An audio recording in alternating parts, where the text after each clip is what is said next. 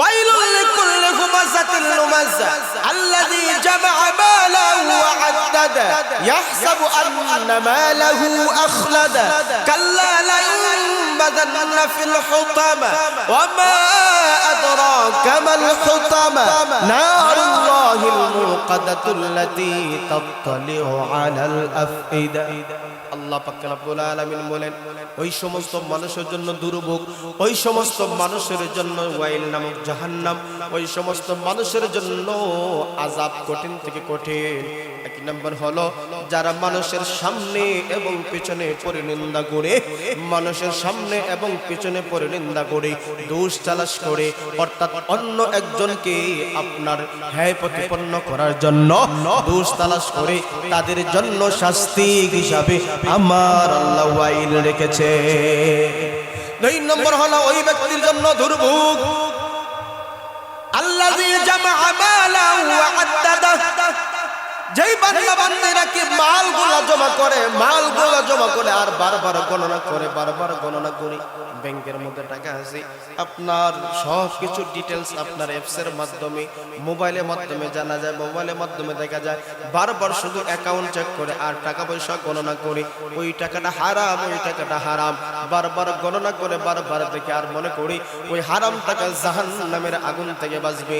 আল্লাহ বলে না না না, ওই হারাম টাকা যারা বারবার গণনা করে, বারবার যখন ওই টাকাগুলা গণনা করে সংখ্যা বাড়ছেনি, ইন্টারেস্টের টাকাগুলা অ্যাকাউন্টে বাড়ছেনি, বারবার গণনা করে আর হারাম টাকা দিয়ে ওই লোকটা জানে আমাকে জাহান্নামের আগুন থেকে বাঁচাইবে।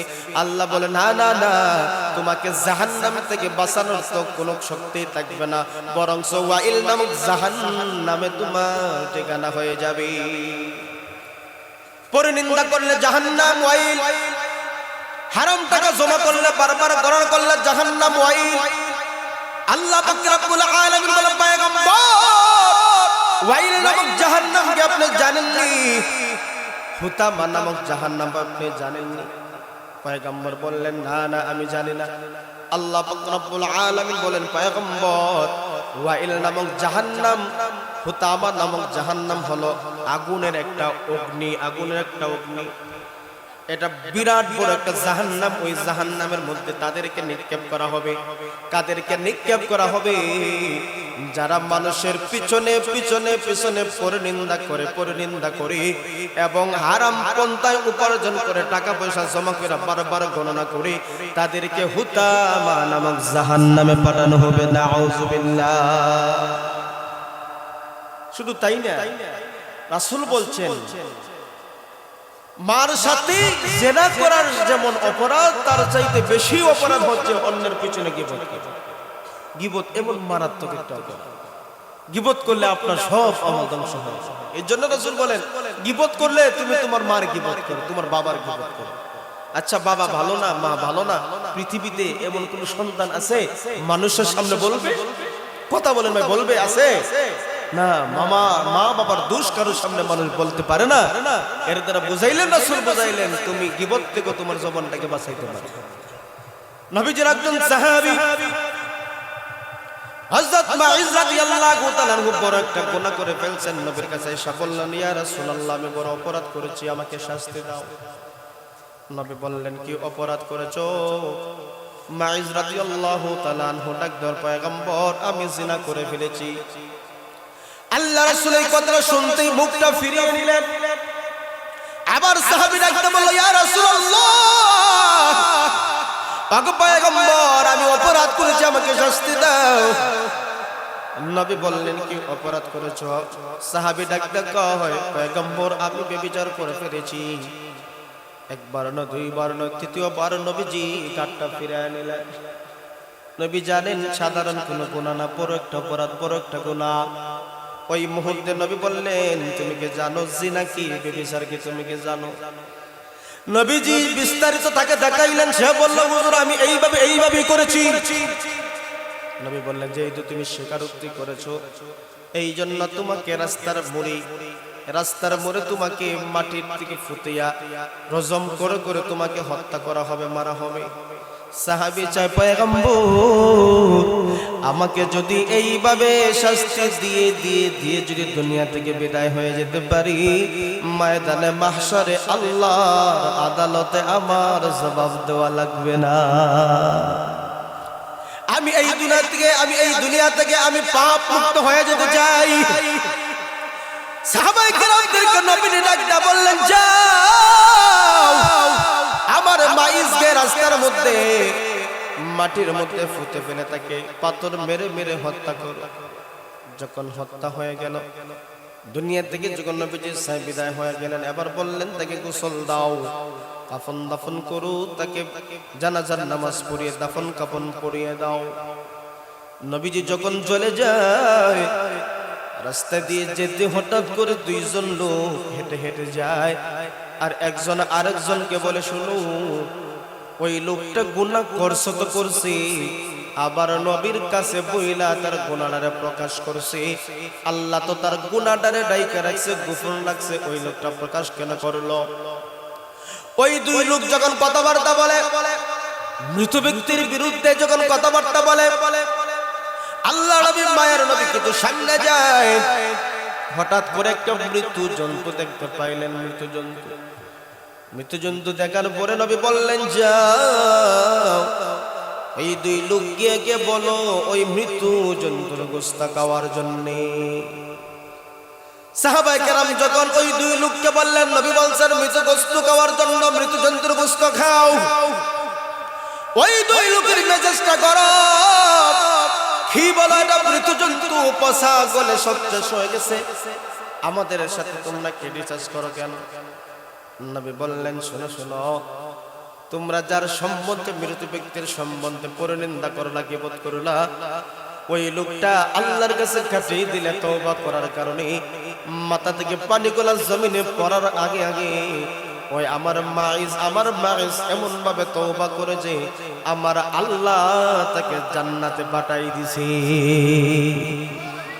আর তোমরা আমার মাইজের গীবত করার কারণে, মৃত ব্যক্তির গীবত করার কারণে তোমরা জাহান্নামে আল্লাহ বলছেন নিজের ভাইয়ের গোশত খাওয়া থেকে আরো বেশি জটিল গুনাহ করে ফেলছো। এই জন্য আমি তোমাদেরকে বললাম এই গাধা, এই মৃত্যু জন্তুর গোশত তোমরা খাওয়ার জন্য। এই ঘটনা থেকে আমাদেরকে বাস্তব শিক্ষা হইল, আমরা যখন কারো সম্বন্ধে কথা বলবো, ভেবে চিন্তে কথা বলবো, কখনো যাতে আমার জবান থেকে গীবতের কোনো শব্দ বাহির না হয়। কথা বলেন ঠিক কিনা? এই জন্য আল্লাহ পাক রব্বুল আলামিন বলেন, ইয়া আইয়ুহাল্লাযীনা আমানু ইজতানিবু কাসীরাম মিনাজ-যন্ন ইন্না বা'দাজ-যন্নি ইসমুন ওয়া লা তাজাসসু ওয়া লা ইয়াগতাব বা'দুকুম বা'দা। এরপর আল্লাহ পাক রব্বুল আলামিন বলেন, তোমরা যারা গীবত করো তাদের ব্যাপারে আল্লাহ বলেন, তোমরা যারা গীবত করো, আইয়ুহিব্বু আহাদুকুম আইয়াকুলা লাহমা আখিহি মাইতা। তোমরা যারা গীবত করো, তোমরা কি পছন্দ করো তোমার মৃত ভাইয়ের গোশত ভক্ষণ করাকে? তোমরা কি পছন্দ করো? আমরা কি পছন্দ করি? কথা বলে, আমি আমার ভাইয়ের গোশতগুলো আমি খাবো, মৃত্যু ভাইয়ের গোশত খাবো, আমরা কি পছন্দ করি? কথা বলে, পছন্দ করি? আমরা কেউ কি আমার ভাইয়ের গোশত খাইতে পারি? আমি আমার ভাইয়ের গোশত মাংস কি আমি খাইতে পারি? আল্লাহ বলেন, আইয়ুহিব্বু আহাদুকুম, তোমরা কি পছন্দ করো লাহমা আখিহি মাইতান, তোমার মৃত ভাইয়ের গোশত তুমি খাইবা, এটা কি তোমরা পছন্দ করো? এটা তো আমরা না করছি। আল্লাহ নিজে বলেন, ফাকারিহতুমু, তোমরা তা অপছন্দ, তোমরা এগুলো পছন্দ করো, তোমরা মৃত ভাইয়ের গোশত খাওয়াকে পছন্দ করো না, তোমরা এটা পছন্দ করো না, অপছন্দ করো। যদি অপছন্দ করে ফলাফল কি দাঁড়ালো? কখনো গীবত করা যাবে? আর জোরে বলে, কখনো গীবত করা যাবে না, কখনো গীবত করা যাবে না। এই জন্য দোস্ত আহবাব, গীবত বড় মারাত্মক একটা অপরাধ। গীবত যারা করে, গীবত যাদের সম্পর্ক রাখে, এই জন্য আমার বন্ধুগণ, আমার প্রাণের ভাইরা, কখনো কখনো তার অন্যের ভাইয়ের পরনিন্দা সমালোচনা করতে পারে না।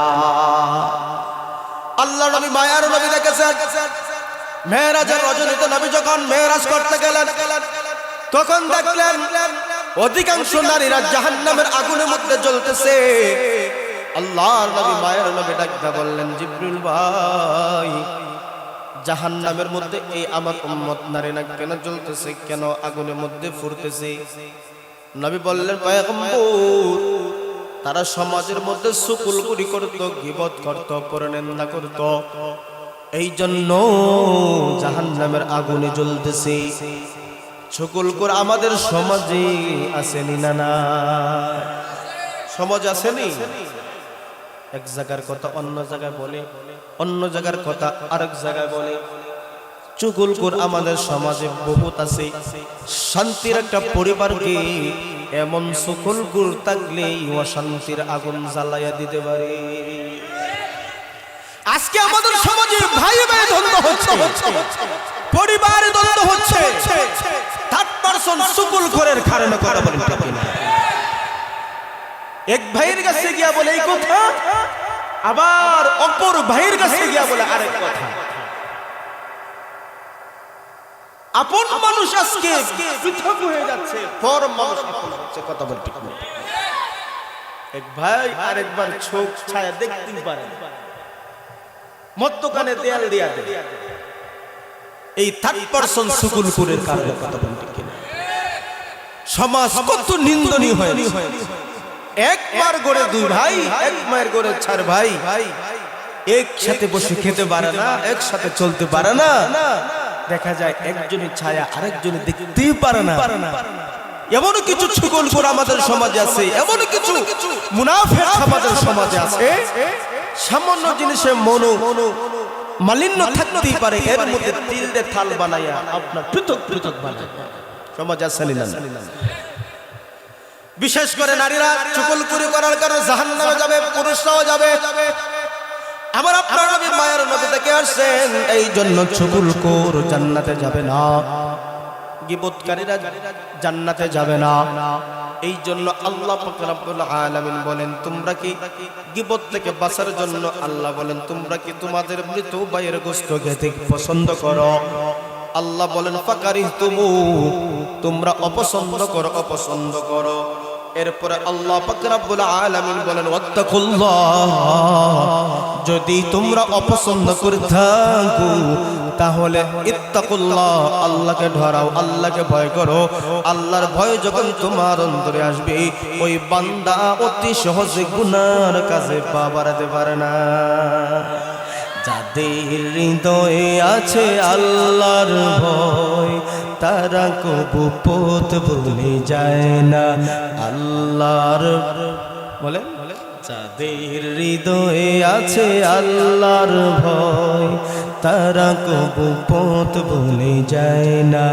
আল্লাহর ছাড়া এই দুনিয়ায় কারো কাছে কোনো কিছু চায় না, কারো কাছে কোনো কিছু চায় না। কথা বলেন ঠিক কিনা? ও মুমিন মুসলমান, গুনাহ করতে করতে মানুষের দিলটা খালো করে ফেলেছে, কিন্তু বান্দার অন্তরে যদি আল্লাহর ভয়টা চলে আসে, আল্লাহর ভয় পারে মানুষের কি গুনাহ থেকে বাঁচাতে, মানুষের গুনাহ থেকে আল্লাহর ভয়টাই পারে বাঁচাতে। ওই যে বনি ইসরাইলের এক যুবক তার চাচাতো বোনকে চয়েস করত, পছন্দ করত। আমাদের সমাজেও আছে, একজন আরেকজনকে চয়েস করে ফেলে। যদি ওই চয়েসটা ইসলামে এতটা বৈধতা দেয় নাই, বিবাহ সারা। কথা বলেন ঠিক নি? আর এটার বাজার বড় বর্তমানে গরম। কথা কই ঠিক না? যুবকরা মেসেঞ্জারে যদি হাই কোন মেয়ের নামে দেয়, সালাম যদি দেয় একটা, যুবক উত্তর দিব 30টা। কথা বলেন ঠিক নেই? 14 গোষ্ঠী উদ্ধার করে ফেলবো, কি দিছে রে? কথা বলেন ঠিক না ভাই? ওই যুবক তার চাচাতো বোনের মধ্যে প্রেমের মধ্যে ঢুক দিছে সুন্দর নারী। ওই মুহূর্তে চাচাতো বোন যুবককে ডাক দেখো, তুই যদি আমাকে পেতে চাস তাহলে এত দিনার আমারে দিতে হবে, স্বর্ণ এনে দিতে হবে। আশিকে বেবস পাগল হয়ে গেছে। চলে গেছে, বাড়িঘর বাদ দিয়ে চলে গেছে। কিভাবে এত স্বর্ণ আনা যায়? কথার কথা 100 ভরি স্বর্ণ, 100 দিনার। উদাহরণ হিসেবে বললাম, কষ্ট করতে করতে করতে করতে ওই দিনার গোলা সে সংযোগ করে, সঞ্চয় করে চাচাতো বোনের কাছে বেগ নিয়ে দিল, নে তোরে চয়েস করছিলাম, ভালোবাসছিলাম, এই জন্য তুই আমার শর্ত দিলি, আমি 100 দিনার আনতে পারবো না, নে তোর 100 দিনার দিলাম, আমার শর্ত দিয়েছিলি, এবার তুই আমার। মেয়েটাকে অবশ্যই আমার কথা তো রাখতে হবে। চলো নির্জনে চলে যাই, বুখারী শরীফের বর্ণনা, চলো নির্জনে চলে যাই। মেয়েও রাজি, ছেলেও রাজি। যখন তারা পুরোপুরি একবারে প্রস্তুত হয়ে গেল, ওই সময় মেয়েটা ডাকতে কয়, ইত্তাকুল্লাহ, ওরে যুবক, যদিও আমি তোকে শর্ত দিয়েছিলাম, তুই শর্ত পালন করে ফেললি, কিন্তু আমি তো বিচার দিবসকে ভয় করি। ময়দানে মাহশরে কেমন ভাবে আমি আল্লাহর সামনে দাঁড়াবো বিচার করে, তোর অন্তর কি আমার আল্লাহর ভয় নাই? আল্লাহু আকবার।